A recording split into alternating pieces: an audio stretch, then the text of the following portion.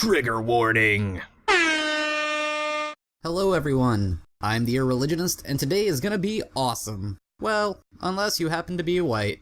So a video was recently posted by a certain Australian bear, the one and only Bearing. In this video, which I recommend you watch, Bearing shows the homepage of everydayfeminism.com, and, in particular, an interesting little link he found at the top. That link will be the topic of this video. Hooray for you! Be excited! What is this link, you may be wondering? Well, it's an online course to help you in your healing from toxic whiteness. Tired of not knowing that you're secretly a racist? Well good, Everyday Feminism has you covered. So let me put on my feminist voice and read some portions of this overview of their training program. Ahem. If there was ever a time in recent history for white people to take action to end racism, this is it. Translation? It's all white people's fault. Obviously, white people are the only ones who can be racist, and it's up to all white people to stamp out dangerous wrongthink. The election of Trump has shaken white people's understanding of racism to its core. It's revealed what many people of color have known and been naming for generations, that the US has deeply normalized white supremacy and is built on a foundation of systemic oppression. Translation? Everyone who voted for Trump in the 2016 election is a white supremacist or is an enabler of white supremacy. Huh. And people of color? Ugh. Why does anyone call people that are not white people of color? Everyone is a person of color. I have yet to meet a translucent person.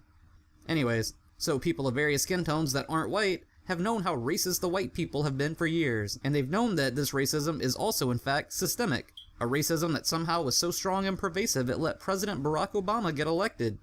Twice. And indeed, this racist nation has gone so far as to pass laws preventing discrimination based on skin color. How dare they? The racism is indeed strong with this one. As a white person dedicated to social justice, you've known how racist Trump's campaign has been, but perhaps you didn't know how capable so many white people, perhaps including your own family and friends, were of electing him. Translation. How dare anyone vote for a candidate other than my preferred candidate? Unthinkable! This has never happened to anyone! Obviously anyone disagreeing with my position and candidate are ignorant racists. All that toxic whiteness. So icky. You may be finding yourself coming to terms with just how prevalent and harmful white supremacy is, and how your white privilege has kept you ignorant and in denial of this reality in the first place. Translation. You see the boogeyman of oppression and racism everywhere. After these phantoms are pointed out to you by others who also claim to see them, you now feel insane. So when Trump's policies start rolling out, you know you want to be fighting alongside people of color. But you also know that you may feel frozen in place by the feelings of shock, confusion, denial, and guilt that many white people have been dealing with since the election. Translation. Even if you voted for the correct candidate, you're still guilty because white. So you had better chant whatever slogans are being shouted by minority groups, because you're a fucking racist. It's understandable for white people to have those feelings as they begin to notice we don't live in a post-racial society as we've been taught, and how pervasive systemic racism actually is. Post-racial? What the hell? I hate this buzzword.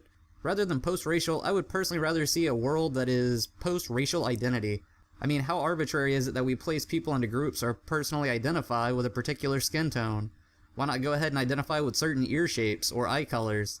But that is exactly the narrative continued by many social justice advocates. I'm brown, notice me being brown. Or, I'm white, but I'm really sorry about being white.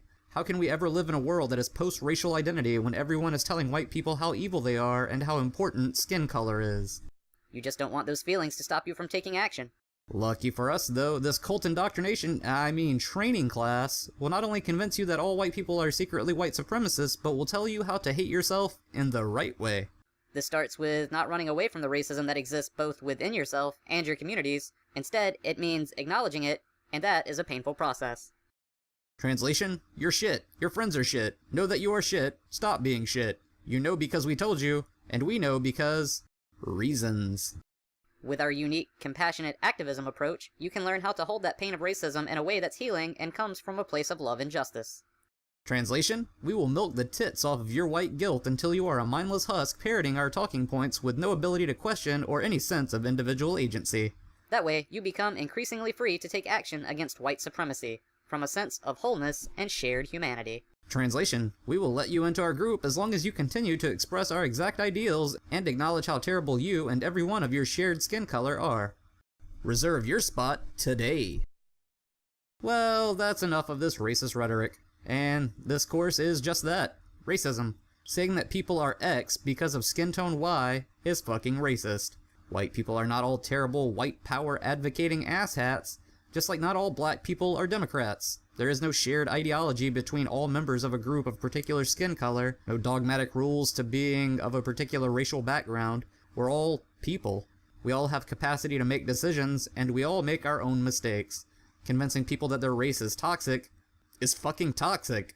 Stop hunting for boogeymen. We don't need them. There are more than enough real problems out there.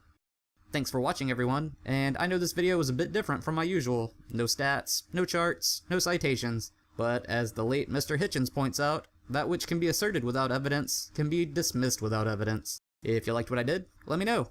Or if you have anything to add, feel free to do so in the comments. I read all of them. And remember, as always, to have a science-tastic day.